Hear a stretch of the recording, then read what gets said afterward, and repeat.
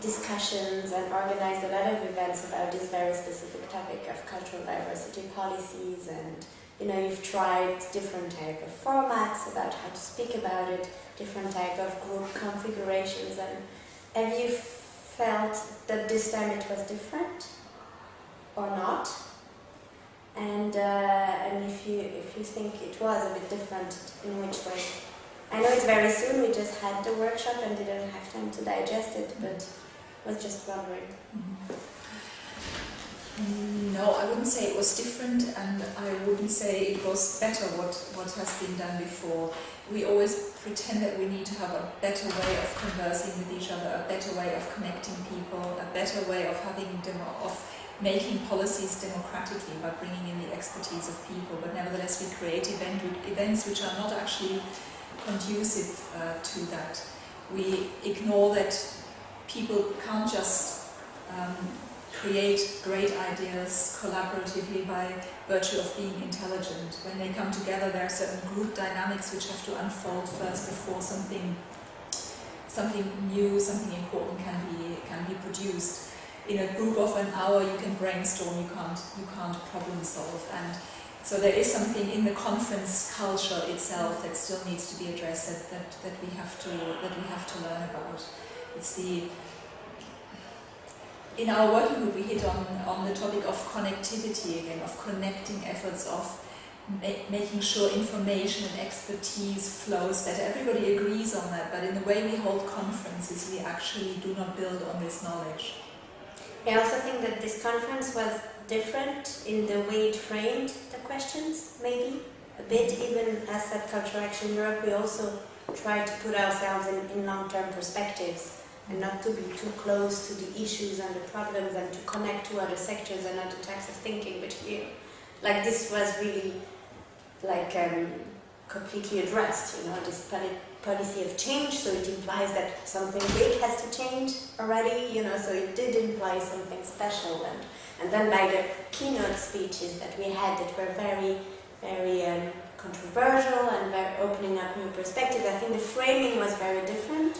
But then, of course, when you get to working groups, which formats are quite usual actually from other conferences, that's where you face the same issues as in any other conferences. Is that how can you be constructive and, as you said, put in place some problem-solving dynamics, in such diverse groups of people who don't know each other, and that comes from different grassroots. And I think that's something you always get stuck to, and what's important is the follow-up, and will we be all capable of, identifying this need of change if there is one, this urgent need of change if there is one, and then changing the way we work. Well, that's the first question. Do we agree with the premise of the urgency?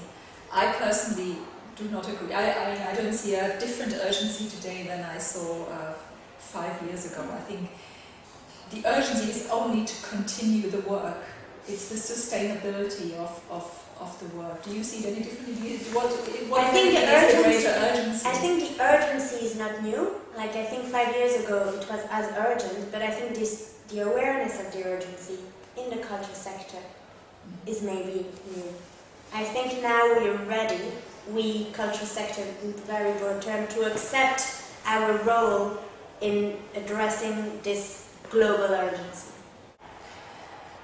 To me, the urgency remains for the arts and culture to speak to other sectors and to deepen this conversation with other sectors, and for the arts. I don't want to go into the debate over instrumentalization, but to demonstrate that the arts have both something to say and something to offer to the broader problems that we are facing, to do with the change of the world of work, with the fact that full-time employment is never going to happen again, how we handle a society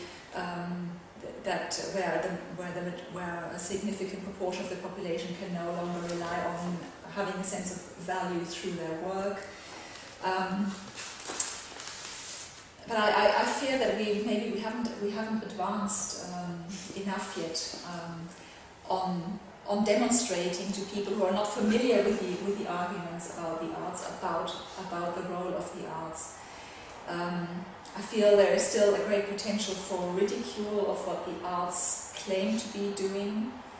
I mentioned it in one of the workshops, all the rhetoric you can get about the emancipatory qualities of the arts, about the liberating qualities of the arts, about empowering people, giving people dignity, and how that is all enmeshed with, you know, people improving themselves in socio-economic terms.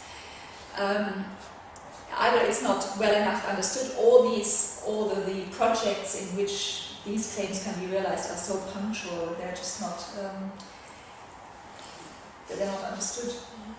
And what I feel is that if we claim that we have a role to play, even if it's not the central role, and then you've got, you know, what is the art for, but if there is any kind of role in tackling cultural diversity issues, migrant issues, social inclusion issues, we have to be ready to really take part in social inclusion conversations. I really think, and so go one step further than just asking social policy makers to take us into account. We have to be ready to sit, you know, in policy making groups and go through all discussions and get stuck with the others in the part that are politically sensitive. And we have to go one step further than just say, those are our arguments and you have to recognize it and that's it. And I think that's the main challenge. And maybe this is not the right solution, but I'd like to explore that within the cultural sector. Are we ready to go there? And if we don't want to go there, so we have to find another direction and other arguments. But I'd like to push that a bit further. Okay. Do you really think now is the right time? The one thing that people in the conference could agree on was that the financial crisis presents the urgency. The fact that there are public funding cutbacks presents the urgency. Do you get the sense that people think of it more of a chance, that they are so positive that they think of this financial crisis as a chance to rethink how we have discussion between sectors, for example?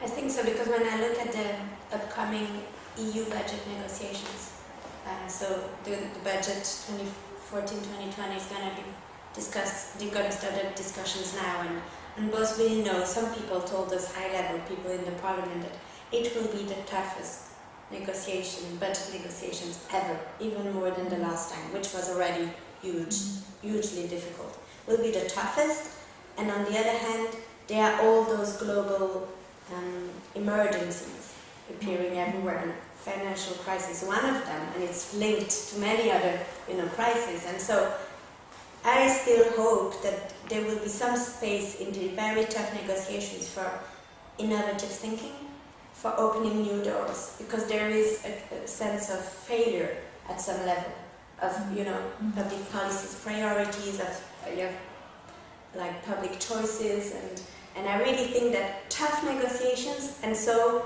a need to think, to propose different things. Maybe we lose that battle, but I think there is, I think there are opportunities there for culture operators to think differently, to develop new arguments, to ask to speak to other people, to ask for a new legitimacy, and there is a risk it's not going to work. Speak to the non-initiated is I think one of the key points.